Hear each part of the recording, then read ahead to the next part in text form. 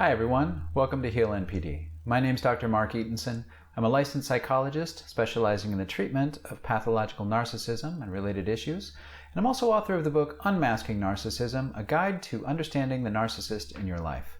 The book's a hands-on guide to understanding the psychology of narcissism from a compassionate perspective, and it's available at major book retailers. I'll put a link down in the description. So, a couple of weeks ago, a friend of mine asked me to do an episode on malignant narcissism. And I think you see this term used a lot on the internet, but it's often used incorrectly. To some, malignant narcissism simply emphasizes what the person already understands narcissism to be. It's like saying hot fire or tall mountain. While others seem to use the term to refer to a kind of narcissism that's just really severe, like narcissism turned up to an 11 on the severity dial. To them, malignant narcissism is like catching a bad cold. It's still essentially a cold, it's just a really bad case of it. But neither of those ways of using the term are correct. So let's get into the concept of malignant narcissism, what it is, what it isn't, and also what experts in the field actually mean when they use this term. But first, I think it's worth a very brief discussion of the history behind the term. Malignant narcissism was first coined in 1964 by German social psychologist, psychoanalyst, and philosopher Erich Fromm. Erich Fromm was a Holocaust survivor. He fled Germany during the rise of the Nazi regime. And like many psychologists and philosophers of his time, the events of World War II had a profound impact on him. His concept of malignant narcissism was actually his attempt to understand the psychology behind the toxic ambition and evil exhibited by dictators and tyrants like Adolf Hitler. Fromm wrote that, in his opinion, malignant narcissism was the quintessence of human evil. And after Fromm, not much was done with the concept for about 20 years until Otto Kernberg, who's a prominent theorist on the topic of narcissism, revived the term in his 1984 book titled Severe Personality Disorders. His model really shaped our understanding of malignant narcissism as a clinical construct that isn't explicitly anchored in subjective notions of good and evil. In this presentation, I will mainly be drawing from Kernberg's model because it's by far the more influential when it comes to clinical work. So, according to Kernberg, malignant narcissism has two proper meanings. The first is as a discrete type of personality disorder that involves a combination of grandiose NPD and antisocial personality traits.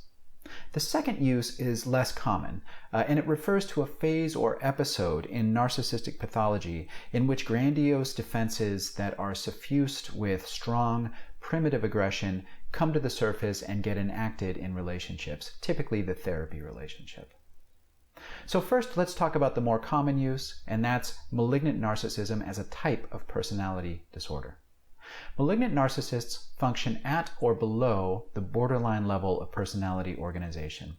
And if you want to know more about what that means, I did a podcast titled, Is it Vulnerable Narcissism or BPD? That goes into greater detail about borderline level personality organization, and I'll link to that in the description if you're watching this on YouTube. But basically, the word borderline here doesn't mean borderline personality disorder. Instead, it refers to a range of personality functioning that involves moderate to severe psychopathology. BPD actually gets its name from this concept, not the other way around. Individuals in the borderline range of personality organization experience moderate to severe disturbances that create internal discontinuity, distortions of reality, and porous or blurred boundaries between the self and other people. And these disturbances involve classic borderline level defenses like splitting, projection, projective identification, denial, idealization and devaluation, and acting out. They also include classic deficits like identity diffusion, feelings of emptiness, low distress tolerance, dysregulated mood, and other so-called pan-neurotic symptoms that sort of run the gamut of moderate to severe psychopathology. As with any personality disorder, these disturbances often stem from early relational trauma that disrupts the development of realistic, integrated internal models of self and others. So it's important to know that when we use the term malignant narcissism in this way, as a type of personality disorder, it's not the same thing as NPD. It's not simply a severe version of narcissism. It's actually its own distinct personality style, and it involves 4 essential elements. The first is a narcissistic personality core. The second is antisocial personality traits. The third is something called ego-syntonic sadism, and the fourth is paranoid thinking. So let's go through those. What I want to emphasize here first is that it differs in kind, not simply in degree, from normal or regular NPD. Okay, so because of the narcissistic personality core, malignant narcissists are typically arrogant, grandiose, envious, and preoccupied with fantasies of power, brilliance, beauty, and perfection. But they also have classical antisocial traits like lack of remorse, contempt or disregard of social conventions, and amorality. They have no problem lying, stealing, cheating, or taking advantage of other people in pursuit of their goals. Now, the term ego-syntonic sadism means that there's sort of a perverse pleasure in causing harm, pain, or discomfort to other people. Some authors call this a conscious ideology of aggressive self-affirmation, in which the individual feels justified or even in some ways elated to dehumanize others because they perceive them through a lens of envy or disdain. These individuals will typically project their unconscious feelings of weakness or frailty onto other people and then sort of punish those people for those projected qualities. They boost their own sense of well-being, of being strong or powerful, at the expense of other people. Malignant narcissists also tend to have a paranoid mistrust of others, and that's because they view them through a lens, a categorical sort of lens, as either enemies or fools or idols. In individuals with this type of pathology, the self is extremely damaged at a very early stage of development. The ability to recognize others as human beings with feelings of their own is actively obliterated within the personality at an unconscious level. And instead, the individual's own needs, feelings, and impulses are projected onto everyone around them. They essentially live in a world that's populated only by their own projections because they're unable to sort of see anyone else as a separate center of subjective experience. So, let's get into why this happens. And again, this is what I'm about to describe here is highly theoretical. But you may be wondering, why would some individuals develop the regular version of pathological narcissism while others develop malignant narcissism?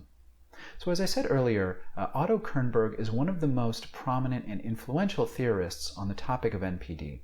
He uses a theory called object relations, which is a psychoanalytic model of how we develop internal images of the self and of other people. And according to Kernberg, NPD is the result, and this is regular NPD now, it's the result of a pathological fusion between parts of the personality in defense against something called primitive aggression. Now, the term primitive comes up quite often in psychoanalytic models of personality disorders. And although it may conjure up images of cavemen, the term is actually referring to defenses and feelings that are thought to occur very early in infancy or childhood. Think prior to age 2.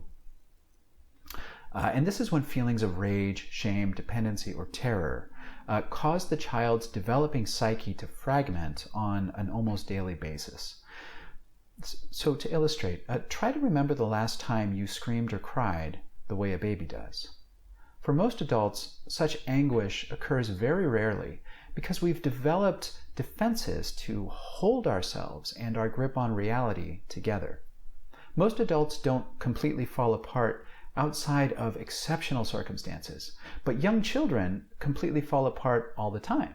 When they don't get an ice cream cone or when they have a wet diaper, basically any time something uncomfortable occurs. Now, psychologists use the term primitive to describe these experiences because they haven't been refined or moderated by more mature psychological defenses.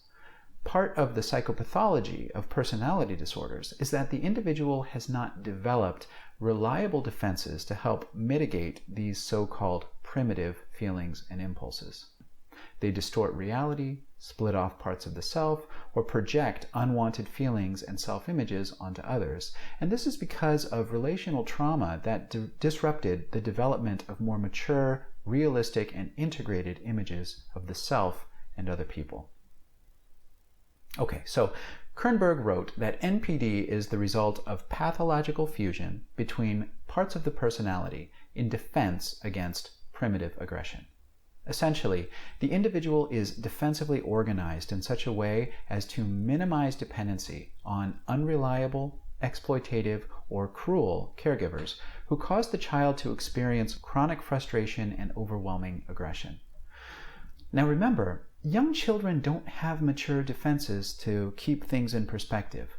When frustration and overwhelming anger occur on a frequent basis, the developing child is forced to sort of reorganize their internal world to protect their ability to rely on caregivers who are hurting them. So they create a self-structure that sort of short-circuits dependency. And this self-structure is called a grandiose self. Kernberg writes, "At this point, there is fusion of ideal self, ideal object, and actual self-images as a defense against an intolerable reality in the interpersonal realm.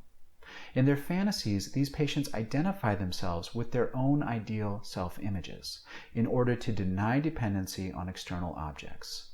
Basically, if you're already perfect, then you don't need anything. And if you don't need anything, then you're not subject to the overwhelming primitive anger and aggression that comes up when your needs are being actively and chronically denied by caregivers."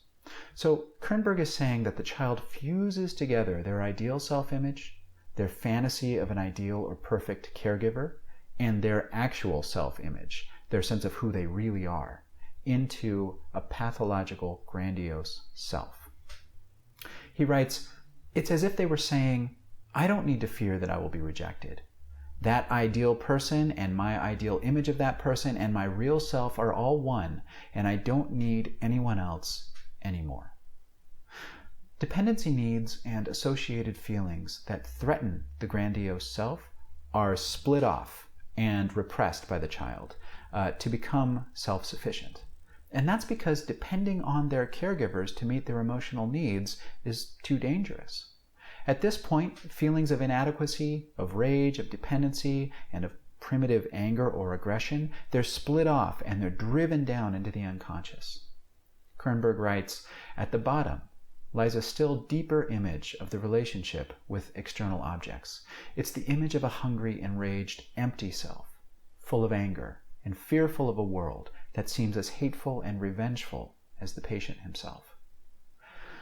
So to summarize, in Kernberg's model of regular NPD, the child rearranges parts of the self in order to defend against overwhelming anger and primitive aggression. They figure out a way to, in fantasy, become self-sufficient and, quote, perfect, in order to keep their world from being overrun by feelings of hate for the very people they're supposed to love and on whom they're forced to depend. Now the key here is that the grandiose self is created to protect the child and their caregivers from the child's own overwhelming anger and aggression. And this is where malignant narcissism is different. In malignant narcissism, the grandiose self becomes overrun by the primitive aggression it is created to defend against. The aggression becomes a part of the ego-syntonic experience of self. It isn't disowned, repressed, or split off.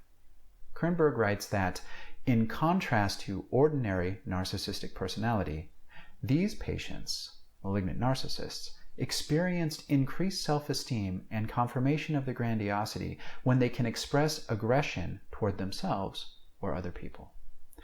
And he speculates that there are 4 factors that are typically present in the early childhood of malignant narcissists.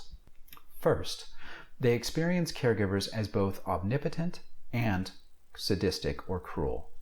There's no psychic escape from the omnipotent and cruel caregiver who dominates all aspects of the child's early experience. Second, the ever-presence of the cruel, or in other words sadistic, and omnipotent caregiver creates a sense in the developing child that having good, loving, or mutually gratifying relationships is impossible. Third, the child develops a sense that total submission to the cruel caregiver is the only condition for survival. They essentially abandon the search for good objects in relationships, instead allowing their developing sense of self to be overrun by identifications with the sadistic caregiver, who becomes a part of the child's personality in the form of something called an introject. And fourth, once this identification with the sadistic or cruel caregiver is complete, a sense of power and freedom from pain, fear, or dread is experienced by the child. The child has become the cruel object that was formerly feared, and therefore there's no more need for fear. So in Kernberg's model, malignant narcissists are forced to make a compromise very early in their psychological development. In the face of a powerful and sadistic caregiver, the child abandons the search for good objects, and a grandiose self is formed, just like in regular narcissism. But unlike in regular narcissism, that self-structure becomes fused with identifications with the sadistic caregiver. The malignant narcissist wins freedom through submission, allowing the expression of anger, hate, cruelty, and aggression to become the dominant mode through which connection with other people is achieved. The grandiose self of malignant narcissists is propped up by aggression. It collapses in the absence of it. Attempts to reach the vulnerable parts of the individual are actually experienced by the individual as a direct assault on the person's core sense of self, and they're met with immediate cruelty that also serves to prop up the grandiose self through identifications with the sadistic object or caregiver. And this is why sadism in malignant narcissism is ego-syntonic, or experienced as sort of in alignment with the self. And it's also why paranoia is often present. The individual grew up experiencing constant attacks by the person or people who were supposed to care for them. The antisocial aspects of malignant narcissism, like lack of remorse, are due to the person's denial of their own humanity and vulnerability. How can they recognize in other people what they've sort of abandoned or refuse to recognize in themselves? So to illustrate how this personality type might look, the evil queen from Snow White or the evil stepmother from Cinderella provide good, if exaggerated, prototypical examples. These characters are aloof, they're cold, arrogant, and they're obsessed with power and vanity. They attempt to humiliate, psychologically destroy, or even kill those around them in pursuit of their own self-aggrandizement, and they experience no remorse in the process. They inhabit a psychological landscape that's split into that which is theirs and therefore perfect, and that which threatens their status and must therefore be destroyed. Okay, so that was the first use of the term malignant narcissism, according to Otto Kernberg, as a separate personality disorder that involves aspects of narcissism, antisocial behavior, ego-syntonic sadism, and paranoia. The second use of the term is much less common. So in addition to malignant narcissists as a type of personality disorder, Kernberg also recognized that periods of malignant narcissism may be encountered in the treatment of regular NPD, and that's due to the difficulty of resolving the pathological grandiose self. Now remember, in Kernberg's model, the grandiose self is a fusion of the ideal self, ideal images of others, and the actual self.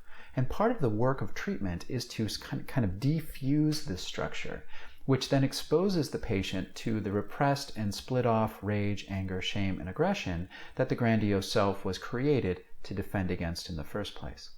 As these defenses start to loosen, the patient may also be exposed to underlying identifications with cruel or sadistic objects, internalized images of caregivers that have become a part of the personality at an unconscious level.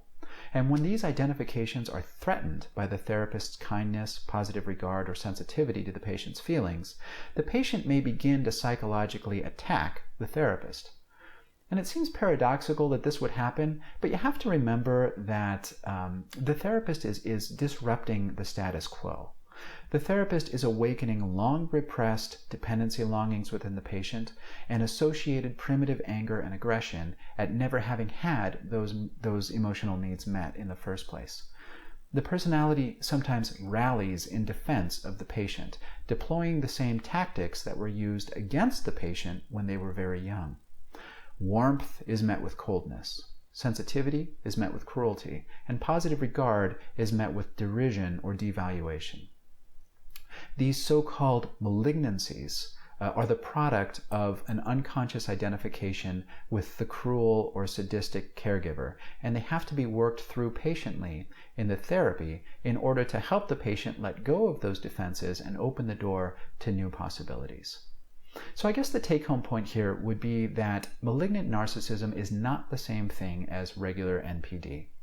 Most of our media representations of NPD are actually of malignant narcissists, which is why they seem so scary.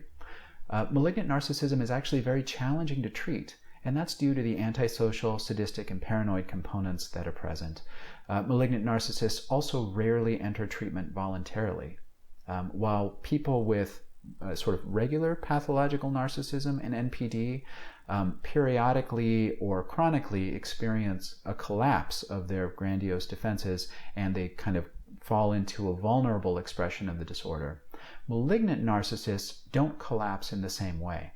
They actively defend against such collapse by externalizing any feelings of weakness or vulnerability and then behaving cruelly toward other people.